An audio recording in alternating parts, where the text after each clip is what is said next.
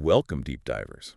Picture a man so famously reserved, so quiet, that, well, the entire nation knew him as Silent Cal. Right. Now imagine that same man running the show, the United States, during its most vibrant and tumultuous decade, the Roaring '20s. Quite a contrast. Absolutely. Yeah. And if that's not intriguing enough, get this. He was the only U.S. president ever born on Independence Day. A nice bit of trivia. It is.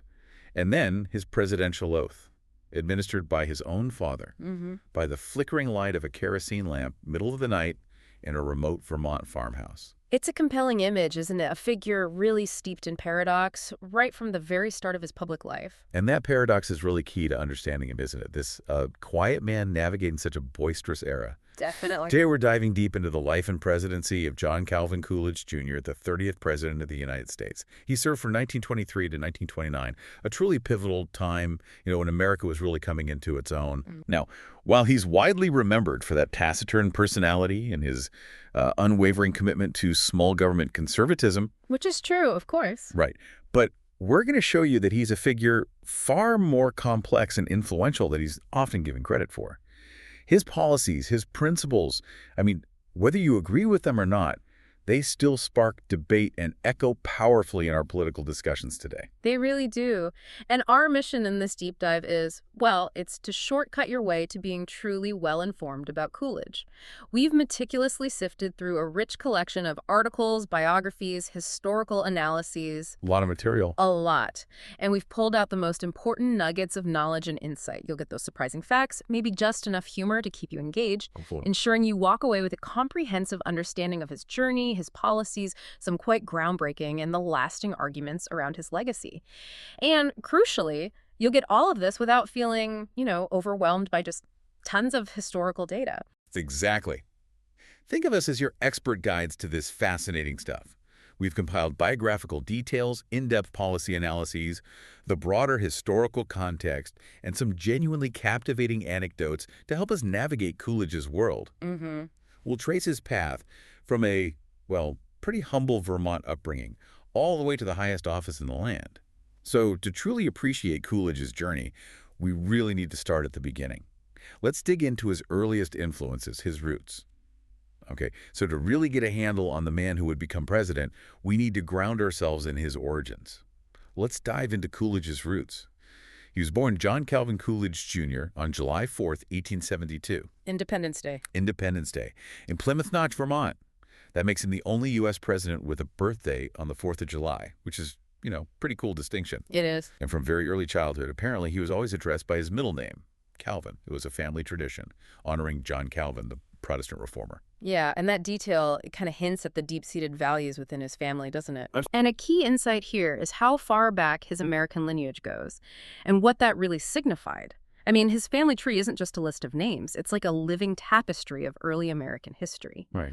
We're talking ancestors dating back to the 1630s, people like John Coolidge from England settling in Massachusetts. Wow, 1630s. Yeah, leaders in colonial conflicts like King Philip's War. Samuel Appleton was an ancestor. Revolutionary War officers like another John Coolidge, his great-great-grandfather.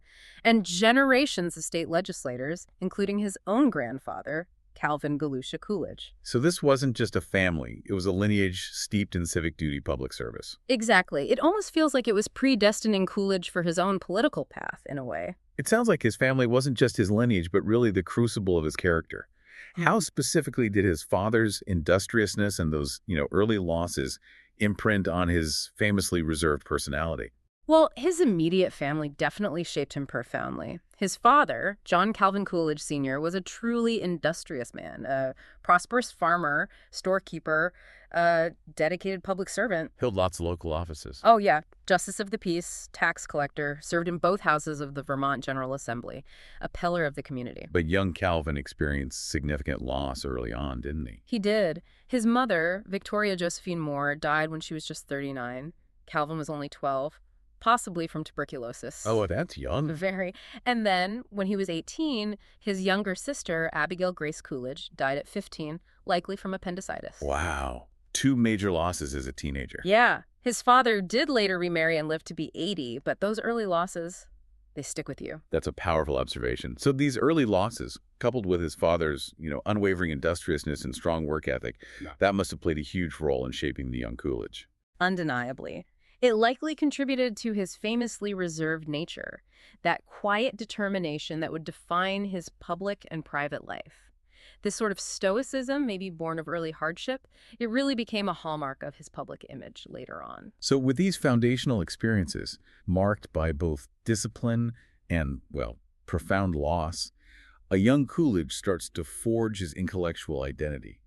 This sets the stage for the principles that would guide his entire career. Right. He attended Black River Academy and St. Johnsbury Academy before enrolling at Amherst College. And he did well there. He did. He really distinguished himself, particularly in debating, apparently. Yeah. And he graduated cum laude.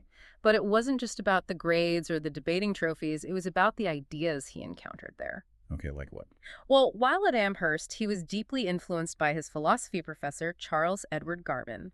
Garman was a congregational mystic, apparently, with a neo-Hegelian philosophy. Neo-Hegelian, what does that mean in practice? It's a school of thought, emphasizing, sort of, a progressive ethical development towards a higher societal purpose, a belief in reason unfolding in history. And it deeply shaped Coolidge's worldview. Interesting. And it's quite revealing how these early philosophical teachings informed the man who would later champion, pro-business, small government policies. 40 years later, Coolidge actually articulated Garman's ethics. He said, and I'm quoting here, Okay. "There is a standard of righteousness that might does not make right, that the end does not justify the means, and that expediency as a working principle is bound to fail. The only hope of perfecting human relationships is in accordance with the law of service, under which men are not so solicitous about what they shall get as they are about what they shall give." That's quite profound. Service over getting. Exactly. But he continues, "Yet people are entitled to the rewards of their industry. What they earn is theirs, no matter how small or how great. But the possession of property carries the obligation to use it in a larger service." Ah, okay. That insight really reframes things, doesn't it? Connecting his early philosophy directly to his later policies.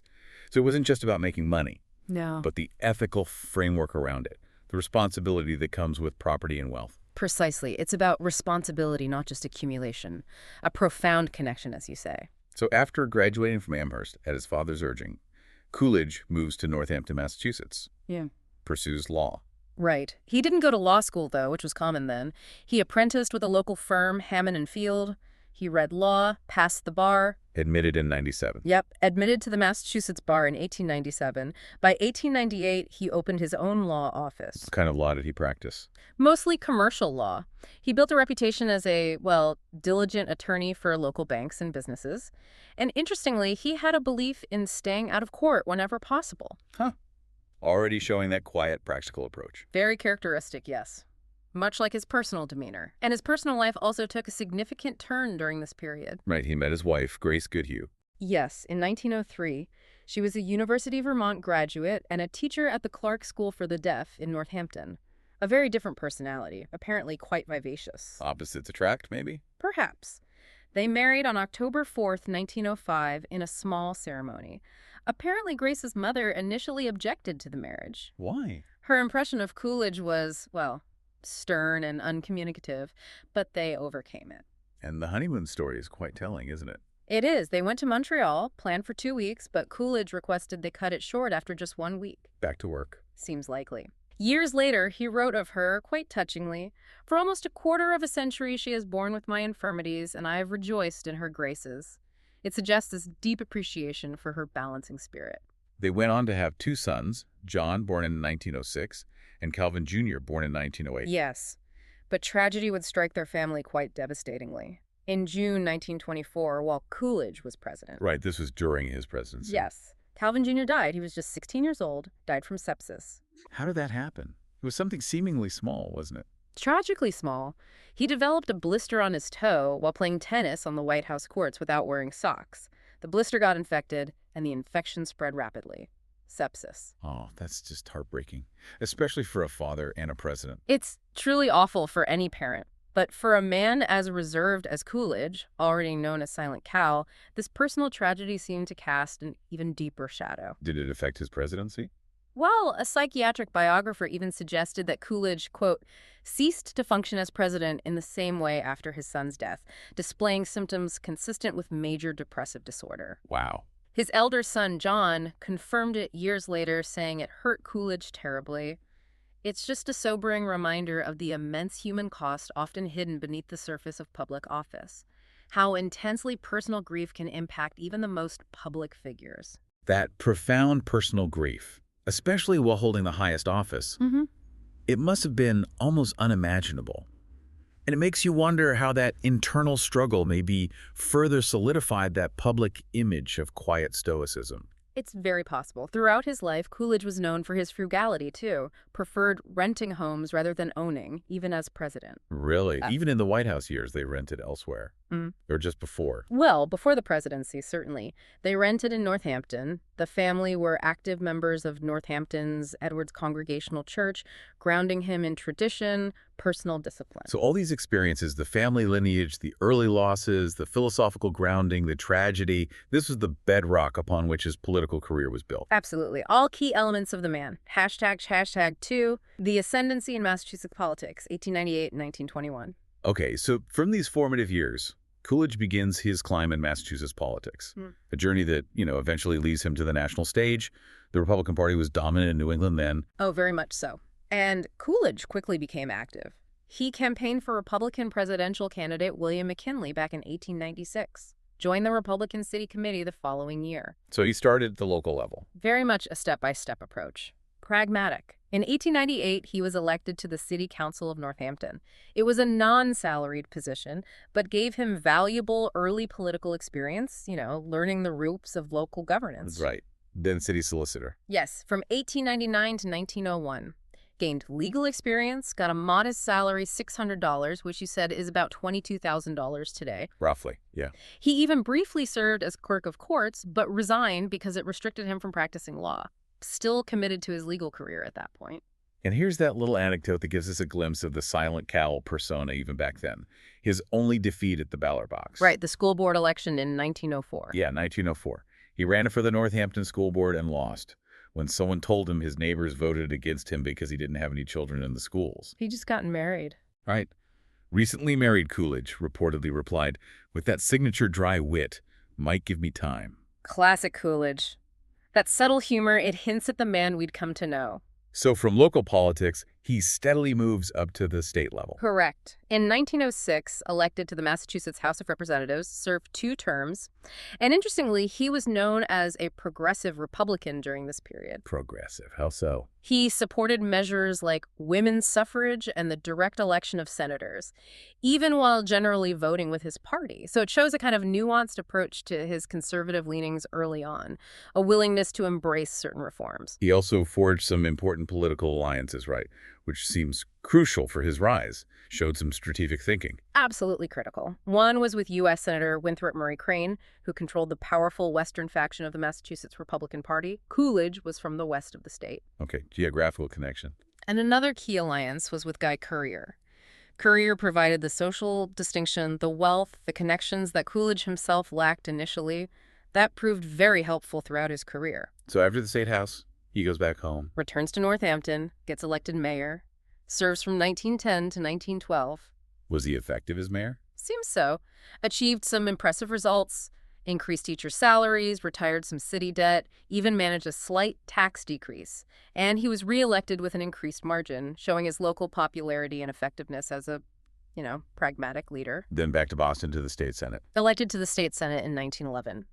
And a significant early test of his leadership came pretty quickly. He chaired a committee to arbitrate the Bread and Roses strike. Ah, yes. Lawrence, Massachusetts, 1912. Yeah. A big, contentious strike. Very tense situation, American Woolen Company workers. But Coolidge successfully navigated it, leading to a settlement that largely met the workers' demands. An early indicator of his ability to handle complex labor disputes with that quiet, firm hand. It's also important to note his party loyalty during this time, especially with the big Republican split. Oh, yes, 1912.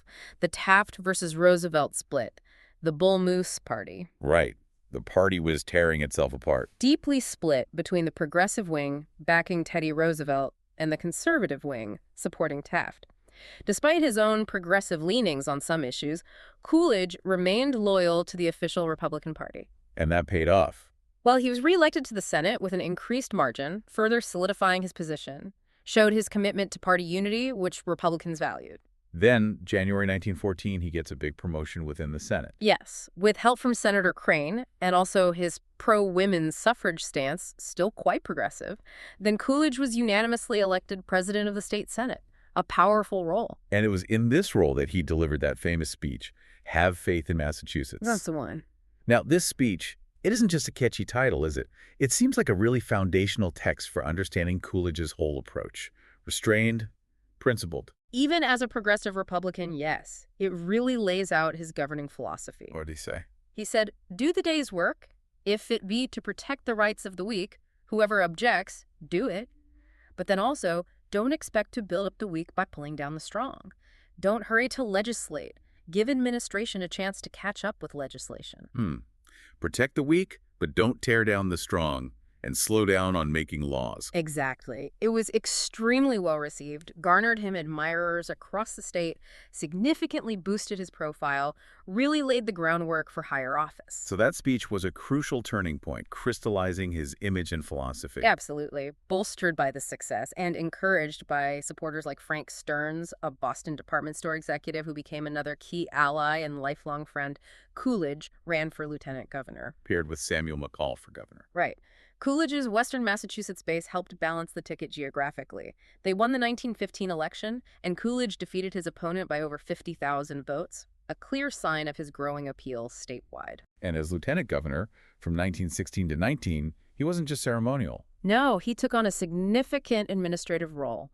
Deputy governor, administrative inspector, chairman of finance and pardons committees. He even stopped practicing law during this time, showing full commitment to public service. Re-elected twice alongside McCall.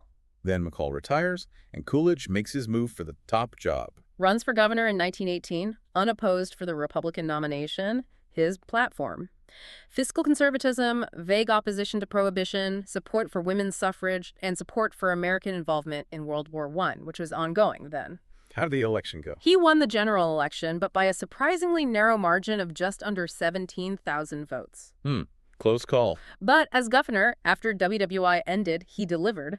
Pushed for a $100 bonus for Massachusetts veterans, about $1,800 today. Significant for veterans. Yes. He also signed a bill reducing the work week for women and children from 54 to 48 hours. Said something like, "We must humanize the industry or the system will break down." Interesting. Balancing progressive labor reform with fiscal conservatism. Exactly. He also passed a budget keeping tax rates stable while trimming $4 million from expenditures, reducing state debt.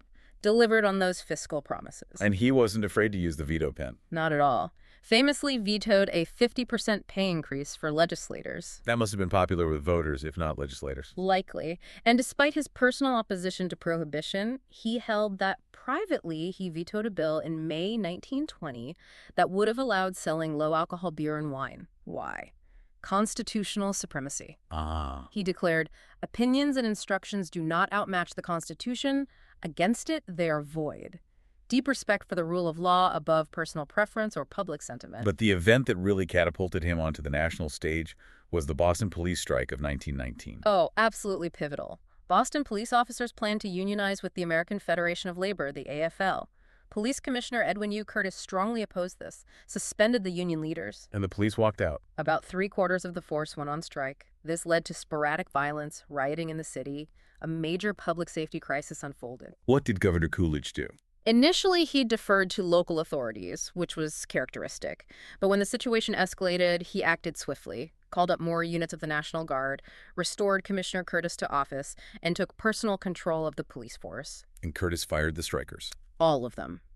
Coolidge then called for a new, permanent police force to be recruited. Then came the famous telegram exchange. The defining moment. AFL leader Samuel Gompers telegraphed Coolidge, arguing the disorder was Curtis's fault for denying policemen's rights.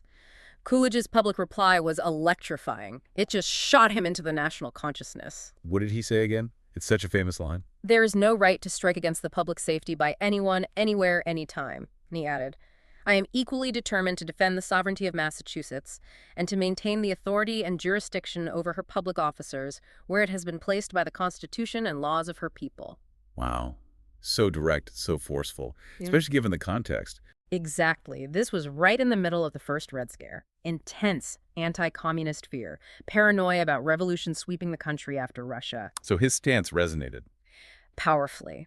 Coolidge's decisive action against the strike transformed him into a national hero for law and order. He lost some friends in organized labor, sure, but he emerged as a clear rising star among conservatives nationwide. And this really raises an important question, doesn't it? How much did this single, highly publicized event shape the public perception of Silent Cal as this firm, decisive leader?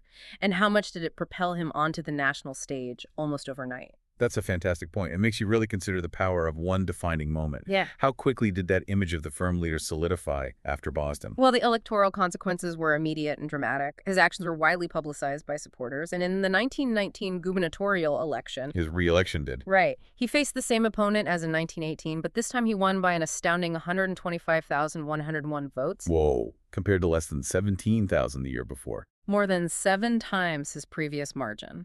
A landslide. And this victory immediately sparked suggestions that he should run for president in 1920. The stage was set. Okay, let's follow that improbable path right to the White House.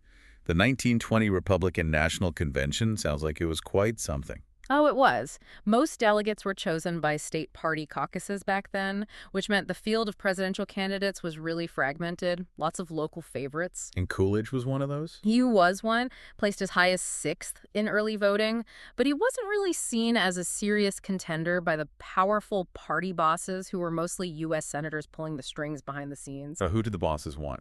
Well, after 10 ballots, with no clear frontrunner, the bosses and delegates finally settled on Senator Warren G. Harding of Ohio, a compromise candidate. Okay, so Harding for president, that seems settled. It seems like it. And this is where things get really interesting, almost chaotic. It's a fantastic story.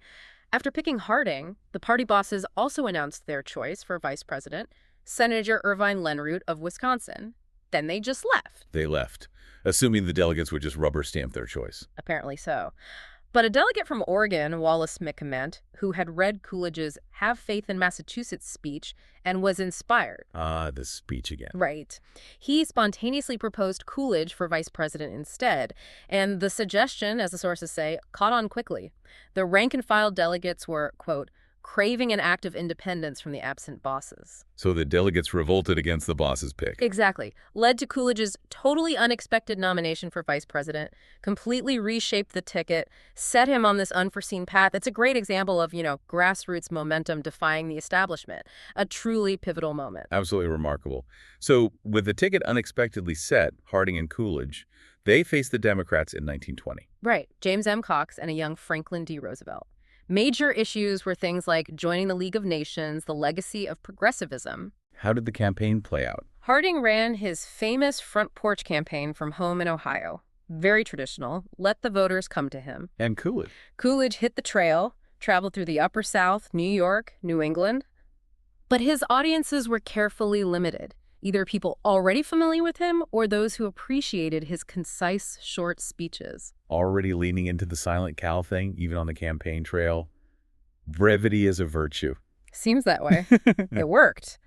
On November 2, 1920, Harding and Coolidge won in a landslide. How big? Over 60% of the popular vote, won every single state outside the South. And notably, they even won Tennessee the first time a Republican ticket had won a southern state since Reconstruction. A decisive mandate for a return to normalcy, as Harding called it. So Coolidge becomes vice president. What was his role like? VP wasn't a very powerful office back then. No, not many official duties. But Harding did invite him to attend cabinet meetings, which was actually a first. Made him the first VP to do so, a precedent that continues today. He also gave a number of, unremarkable speeches around the country, mostly sticking to standard Republican positions. But it was really during this period that the legend of Silent Cal blossomed and became fixed in the public mind, often overshadowing what he was actually doing. Right, the dinner party stories. Exactly. He and his wife, Grace, who is much more outgoing, were invited to lots of Washington parties, and his quiet nature quickly became famous. Stories and jokes abounded, like him being silent in 5 languages. In that famous bit. The one where a dinner guest supposedly bet she could get more than 2 words out of him. Yeah. And he supposedly replied, "You lose." It's likely apocryphal Coolidge himself denied it later, but it certainly stuck. Fit the image perfectly. Perfectly. When asked why he went to so many parties if he was uncomfortable, he reportedly said, "Gotta eat somewhere." Practical. And Alice Roosevelt Longworth, Teddy's daughter, a famous wit, said that when Coolidge wished he were elsewhere, he looked then precisely as though he had been weaned on a pickle. Ouch. Yeah. A vivid description. And even as president, he sort of leaned into this image. He did. He once said, "The words of a president have an enormous weight and ought not to be used indiscriminately."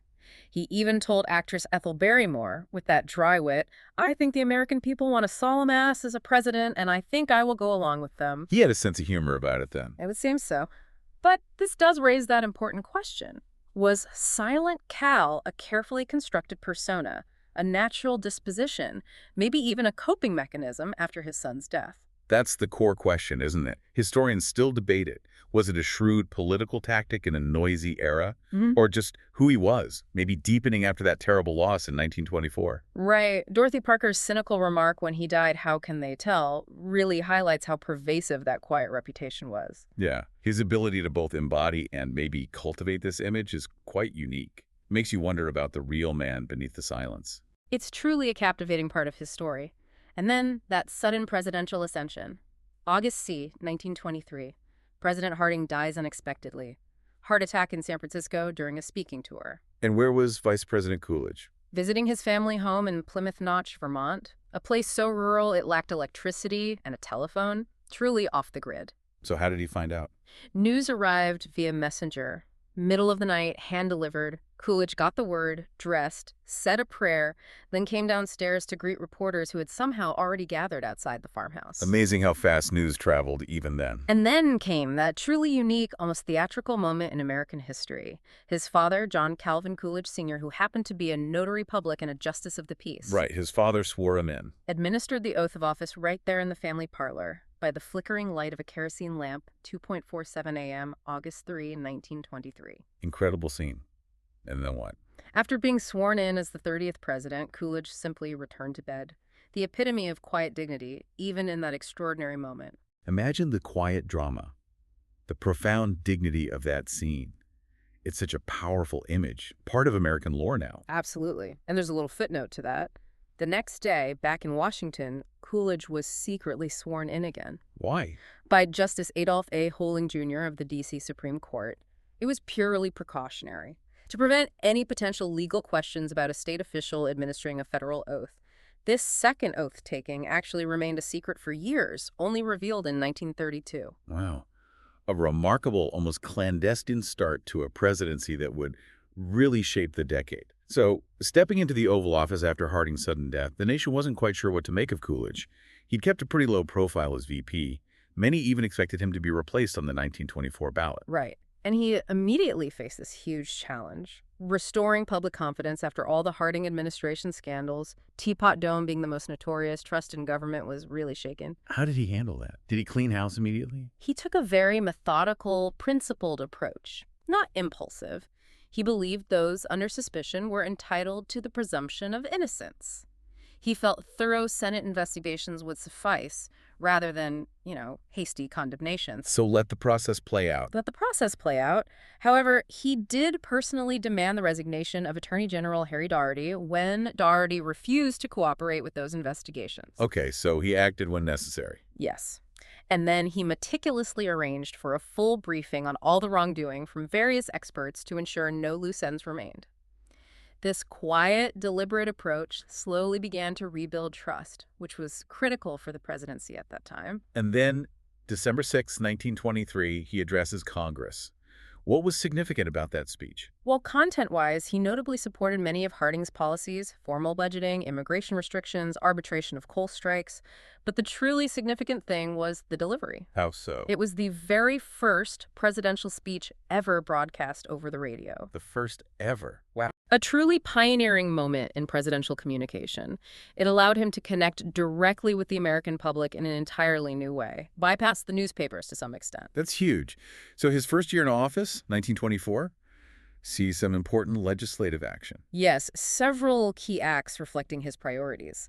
The Washington Naval Treaty limiting naval arms was proclaimed just a month into his term, generally well received. Then the Veterans Bonus Bill. Right. In May 1924, Congress passed the World War I Veterans Bonus Bill over Coolidge's veto. A rare but significant clash with Congress over spending, showing his fiscal conservatism early on. And immigration. Later that year, he signed the Immigration Act of 1924. It aimed to restrict Southern and Eastern European immigration, reflecting the era's, frankly, nativist sentiments. Though Coolidge did append a signing statement expressing unhappiness with the specific exclusion of Japanese immigrants. A small pushback. And taxes. The Revenue Act of 1924 significantly reduced the top marginal tax rate from 58% down to 46%, cut personal income taxes across the board. But it also increased the estate tax and added a new gift tax. Kind of a mixed bag fiscally. And perhaps most significantly for one group, the Indian Citizenship Act. A landmark piece of legislation signed June 2nd, 1924. It granted U.S. citizenship to all Native Americans born in the United States.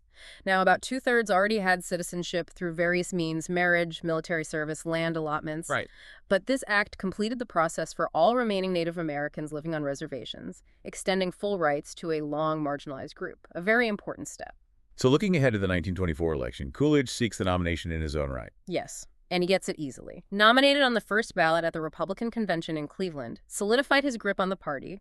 Former Brigadier General Charles G. Dawes was nominated as his VP after Frank Loudon declined. And the opposition. Quite fractured. The Democrats nominated John W. Davis after a deadlocked convention, 103 ballots.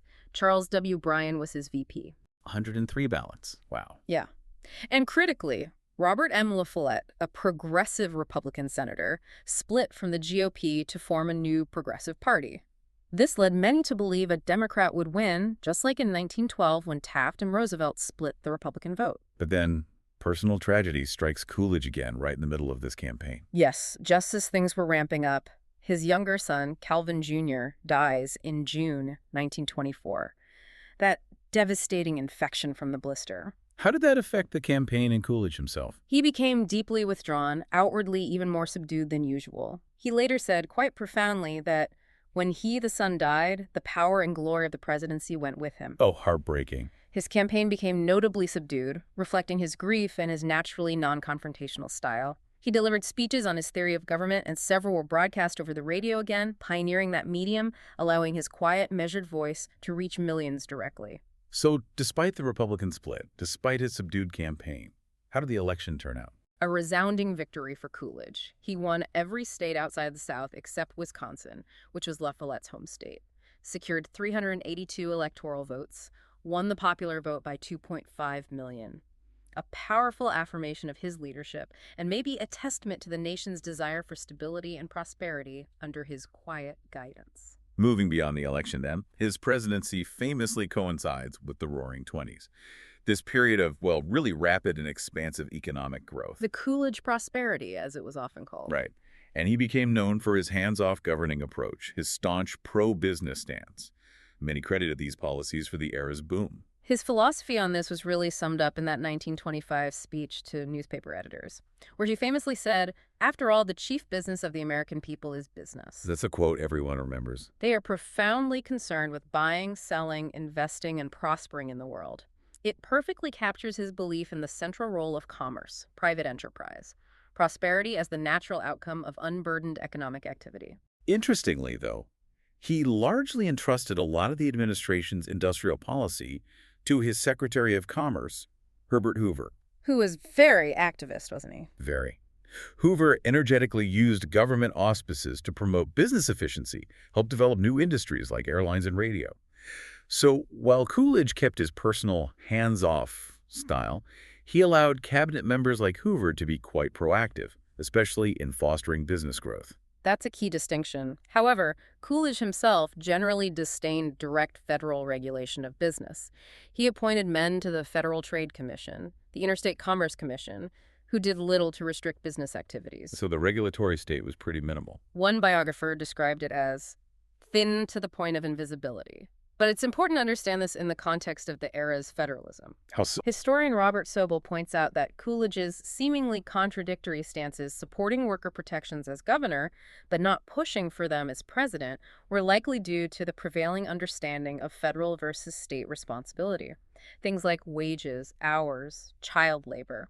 Those were seen as state and local issues then, not federal ones. So it wasn't necessarily a change in principle, but a difference in perceived federal jurisdiction. Exactly. That was the common view in the 1920s. One notable exception, though, to this non-regulation was the Radio Act of 1927.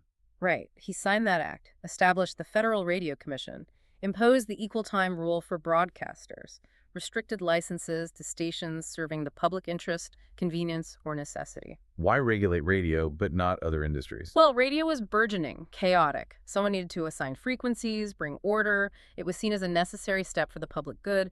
Managing a new, limited resource to the airwaves demonstrated a pragmatic acceptance of federal intervention where a clear need arose. Okay, let's talk taxation and government spending. That was really a cornerstone of his economic policy, wasn't it? Working with Andrew Mellon. Absolutely. Coolidge adopted the policies of his Treasury Secretary, Andrew Mellon. Mellon advocated scientific taxation. Scientific taxation, meaning The idea that lowering tax rates could actually increase government receipts by stimulating economic activity rather than just reducing revenue, get the economy humming, and the government gets more, even at lower rates. And Congress bought into this? Largely, yes, led to significant tax reductions during Coolidge's term. Along with cutting spending. Yes. In addition to the tax cuts, Coolidge proposed substantial reductions in federal expenditures and a strong commitment to retiring the federal debt. Republicans in Congress were very much on board. So what were the key pieces of legislation? We saw the Revenue Act of 1924, which cut rates and, remarkably, eliminated all income tax for about 2 million people. Wow. Wiped off the rolls entirely. Then further reductions in the Revenue Acts of 1926 and 1928, all while keeping spending down to reduce the overall federal debt. By 1927, it's quite striking, only the wealthiest 2% of taxpayers were still paying federal income tax, a huge shift in the burden. What were the results of these policies? Did spending stay flat? Did the debt go down? Federal spending remained remarkably flat during his administration, yes, allowed 1/4 of the entire federal debt to be retired. A quarter of the debt. That's significant. Very. And here's an interesting data point that fuels a lot of the historical debate. By 1929, after his tax cuts had brought the top rate down to 24% for those making over $100,000. Which is quite low compared to before. Very low. The federal government collected over $1 billion in income taxes. And of that, 65% came from those top earners making over $100,000. Wait, so lower rates on the rich brought in more money from the rich? That's what the data suggests for that period. Contrast that with 1921. A 73% top tax rate yielded just over $700 million, with only 30% coming from those wealthiest earners. That's a huge shift. Suggests Mellon's scientific taxation actually worked, at least in the short term. It certainly had a measurable impact. And while federal spending was tightly controlled, state and local governments actually saw considerable growth in spending during this period, surpassed the federal budget by 1927, again, highlighting that federalist division of responsibilities. So connecting this to the bigger picture, Coolidge's economic policy was essentially an early experiment in supply-side economics. Decades before the term existed, yes. A bold experiment. The data clearly shows it boosted revenue from the wealthy in the short term, but its long-term impact and its potential contribution to the Great Depression that followed. That remains a central point of historical debate, a critical case study even today on tax policy and economic stability. Okay, shifting to some of the more contentious issues he faced. Maybe none more debated than federal relief for farmers. They were really struggling then. They were. Agriculture hadn't shared equally in the Roaring '20s prosperity. Some in Congress proposed the McNary-Haugen bill. What would that have done? It would have allowed the federal government to buy surplus crops, wheat, corn, and sell them abroad at lower prices. Effectively, a government price support, a subsidy. And Coolidge's position? Strongly opposed. Argued that agriculture must stand on an independent business basis. Said government control cannot be divorced from political control. He favored Secretary Hoover's ideas for modernizing agriculture efficiency, cooperatives over direct price manipulation, believed in market solutions. Did the bill pass Congress? Twice, in 1927 and 1928, the Farm Bloc was powerful. Coolidge Vetoed it both times, famously. In his veto messages, he argued the bill wouldn't really help farmers, would mainly benefit exporters, and would expand the federal bureaucracy, all things he opposed on principle. And he had that rather stark quote about farmers. Yes, the rather blunt remark, "Farmers never have made much money. I do not believe we can do much about it." Highlights his staunch commitment to limited government, even facing hardship in a key sector. A belief in individual responsibility, perhaps to a fault in this case. Another contentious issue. The Great Mississippi Flood of 1927. A massive disaster, the worst natural disaster on the Gulf Coast until Hurricane Katrina in 2005. And Coolidge faced considerable criticism for his response, or perceived lack thereof. What does he do, or not do? Well, he eventually named Herbert Hoover, who was sort of his go-to guy for big problems, to a commission for flood relief. But overall, scholars argue Coolidge showed a lack of interest in extensive federal flood control measures. Why the reluctance? It really underscores that fundamental tension of the era. Limited federal intervention versus growing public expectation for federal action in crises. Coolidge believed a presidential visit to the flood zone would be mere political grandstanding. Optics weren't his priority. No. And he felt incurring significant federal spending for flood control was undesirable. Believed property owners should bear much of the cost, as had been the tradition. So when Congress did pass a compromise flood control measure in 1928, Coolidge, true to form, declined to take credit. Sign a bill in private. A clear illustration of his consistent adherence to his principles, even at the cost of public relations or perceived compassion. Okay, let's turn to civil rights and tolerance. How did Coolidge handle these issues?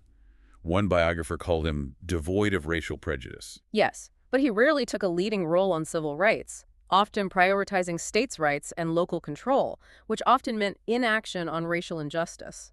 For example, Coolidge personally disliked the Ku Klux Klan, which was powerful in the 1920s. Very powerful, and no Klansman is known to have received an appointment from him. But during the 1924 election, while his opponents attacked the Klan, Coolidge largely avoided the subject, perhaps not wanting to give them more attention or maybe political calculation. How did that play out with African-American voters? It was complex. Some black leaders did endorse his opponent, John Davis, due to Coolidge's silence. Yet estimates suggest over 90% of non-Indiana black voters actually voted for Coolidge. The situation in Indiana was unique, with Klan control of the state GOP pushing many black voters there toward the Democrats. A really tangled picture. Were there any positive developments during his term on this front? It's important to note some things did improve, whether directly due to him or broader shifts.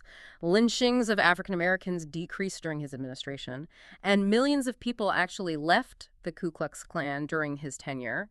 Its peak influence waned.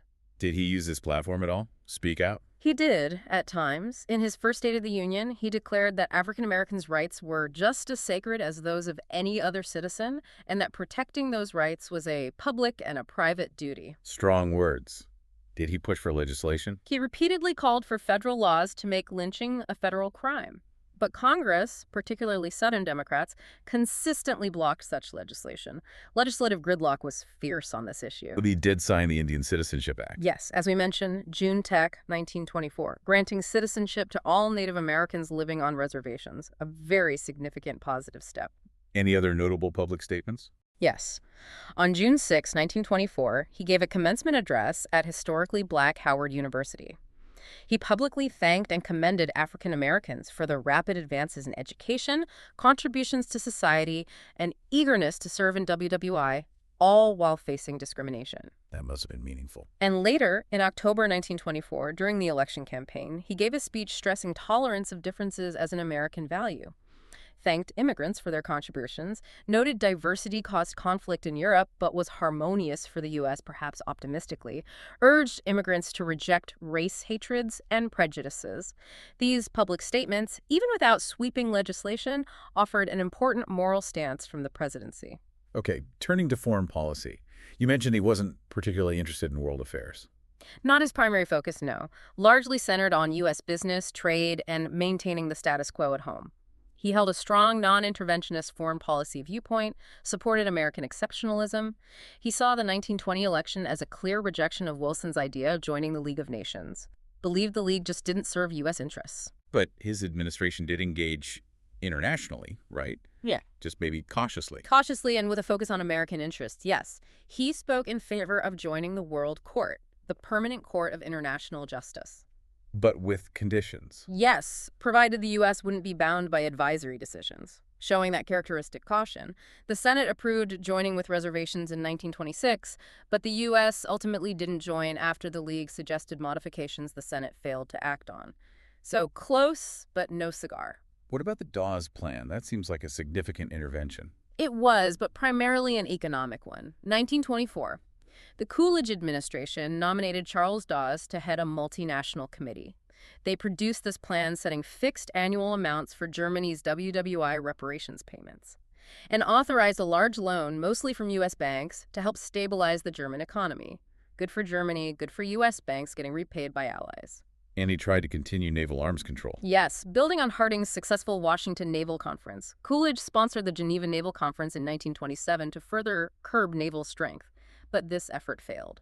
Why? French and Italian boycotts, disagreements between Britain and the U.S. over cruiser tonnages. It actually led, regrettably, to increased American naval spending afterwards. But one lasting peace effort, maybe more symbolic, was the Kellogg-Briand Pact. Yes, 1928.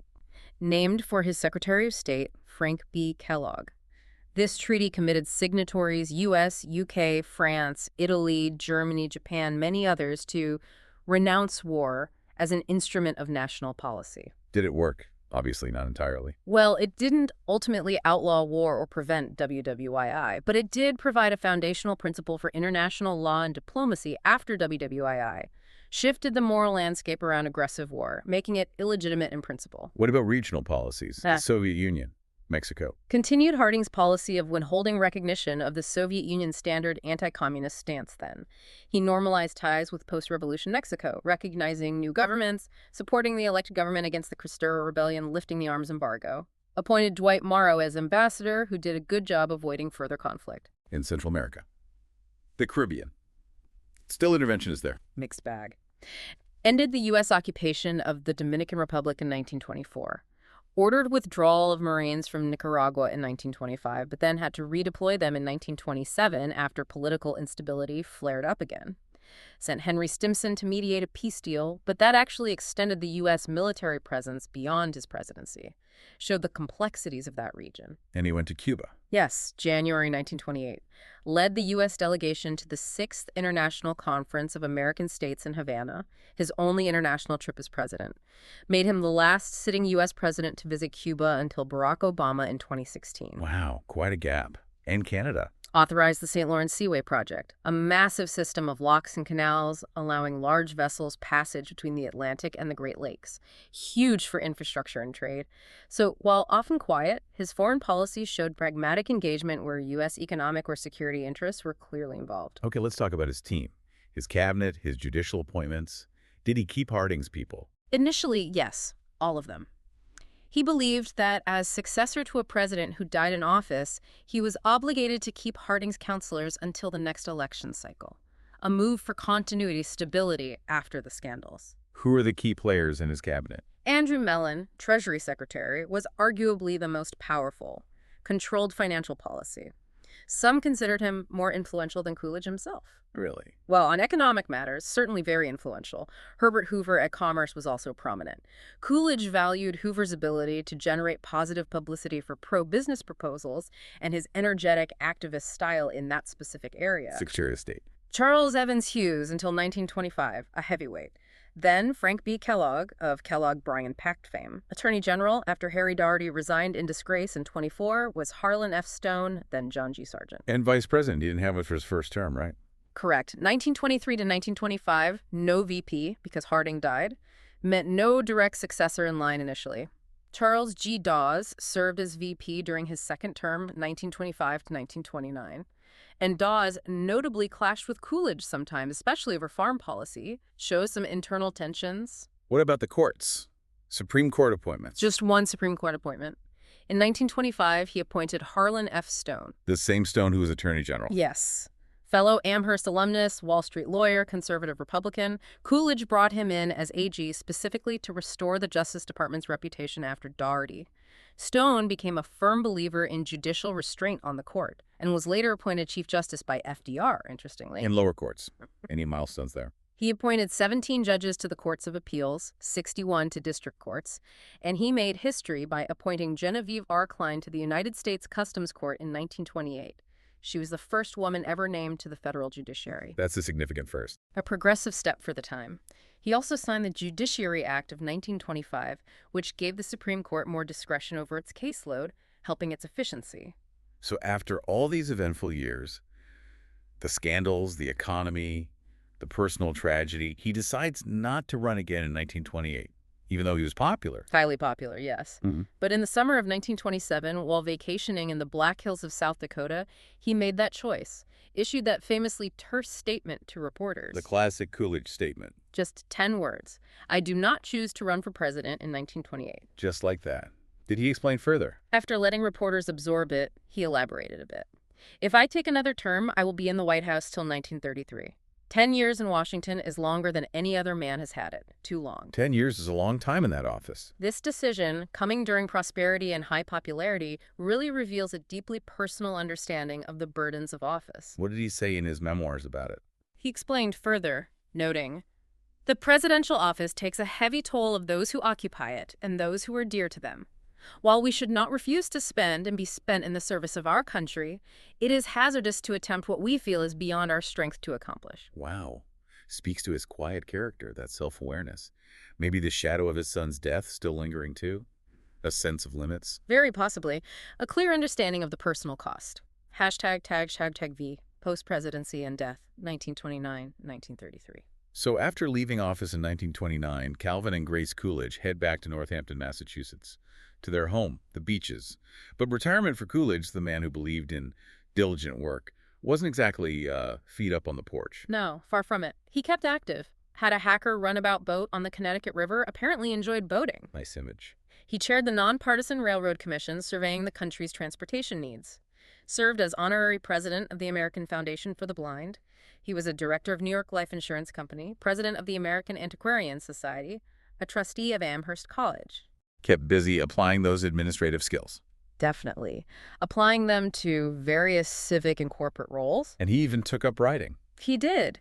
Published his autobiography in 1929, gave his own perspective on his life and presidency, and from 1930 to 1931, he wrote a syndicated newspaper column, Calvin Coolidge Says. Sharing his thoughts with the nation again. A quiet commentary on the unfolding events of the time, yes. But the peace of his retirement was pretty quickly overshadowed by the Great Depression, wasn't it? Started just months after he left office.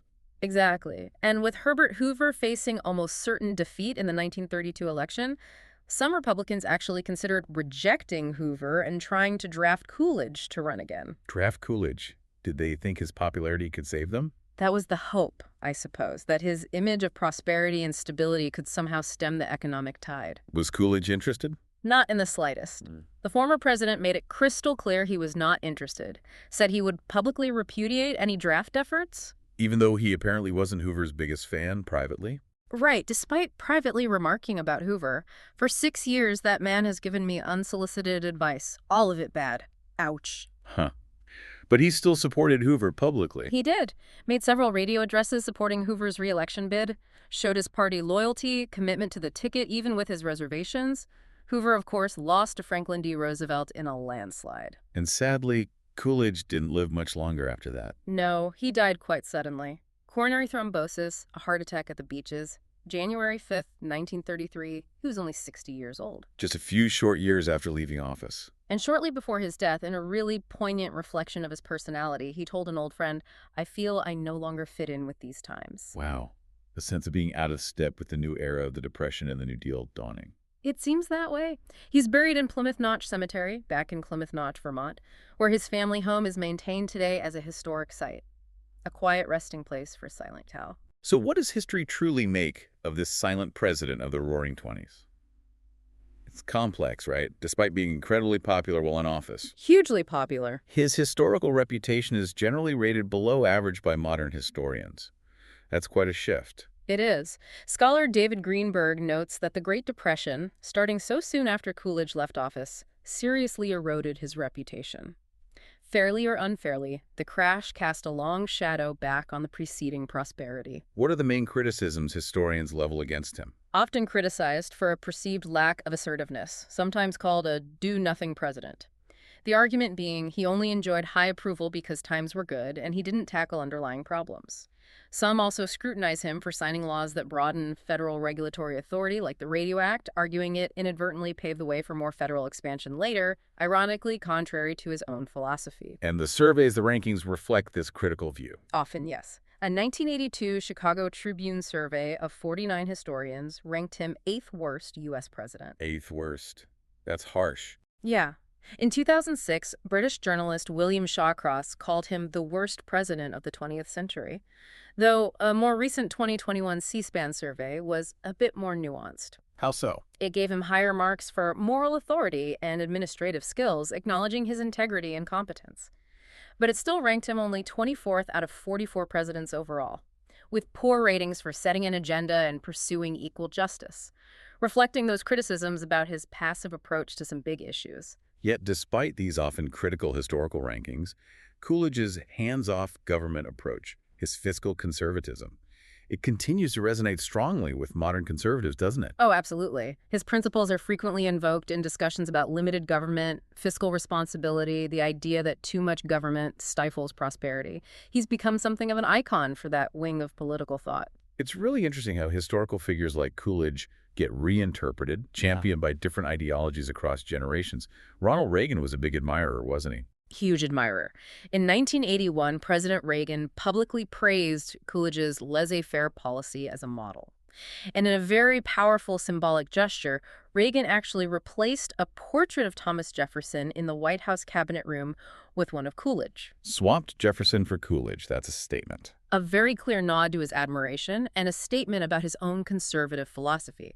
So Coolidge's principles, clearly, they continue to spark debate and inspire certain groups.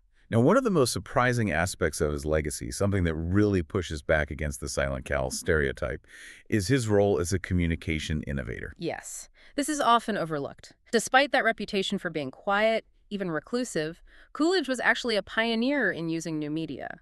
Made radio history several times as president, showed a really pragmatic understanding of the evolving public sphere. How so? Beyond the radio speeches. Well, first, he made himself incredibly available to reporters, gave an astounding 520 press conferences during his presidency. 520, that's a lot. More regularly than any president before or since. A real commitment to press access, which contrasts sharply with the silent image. And the media firsts. His second inauguration in 1925 was the first presidential inauguration ever broadcast on radio.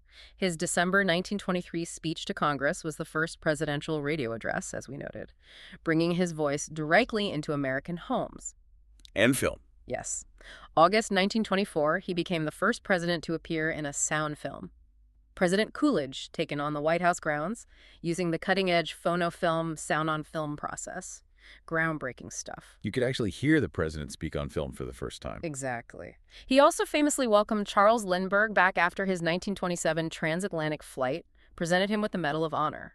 That event was filmed and widely seen, reinforcing his image as a modern leader connected to moments of national pride. And he even took legislative action to regulate radio with the Radio Act of 1927. Right, establishing the Federal Radio Commission. Right. So this whole aspect of his legacy truly challenges that simple silent Cal stereotype. It reveals a pragmatic leader who understood and leveraged the power of emerging communication technologies to connect with the public, just in his own quiet but effective way. A testament to his adaptability, his foresight, proves he was anything but just a relic of the past, even if he felt out of step by the very end. Hashtag tag tag outro. So we've journeyed through the pretty remarkable life of Calvin Coolidge. From those humble Vermont beginnings, those profound intellectual influences, his unexpected rise through Massachusetts politics, capped by that decisive handling of the Boston police strike. We've seen him navigate profound personal tragedy, restore confidence to the White House after scandal, preside over the Roaring Twenties with that distinctive hands-off economic philosophy. And surprisingly make pioneering use of new media like radio and sound film. Exactly. His story is really one of principled conservatism, quiet determination, and maybe surprisingly, an ability to capture the public imagination in his own unique way. You now have, hopefully, a much deeper understanding of the man behind Silent Cal, the context of that Coolidge prosperity, and the debates, the very lively debates that continue to surround his legacy today. You've heard his own words on ethics, on governance, even on the chief business of America. He was definitely a man of paradoxes, a reserved leader in a truly vibrant, almost chaotic era, who left an indelible, if intensely debated mark on American history. Definitely debated. And as we reflect on his tenure, that economic boom he oversaw, only to be followed so quickly by the Great Depression, we're left with a powerful question, aren't we? Was Coolidge's commitment to limited government and fiscal restraint a wise stewardship of prosperity that built reserves for a rainy day? Or did his do-nothing approach, as critics call it, miss critical opportunities to address underlying economic vulnerabilities before the crash? It's the central question about his economic legacy. And maybe more broadly, what might that tell us today about the delicate balance between government action and individual liberty, especially in times of rapid change, and that enduring debate over the proper role of government in a free society? A question that certainly hasn't gone away. It resonates just as strongly now. Something for all of you to think about. Thanks for diving deep with us.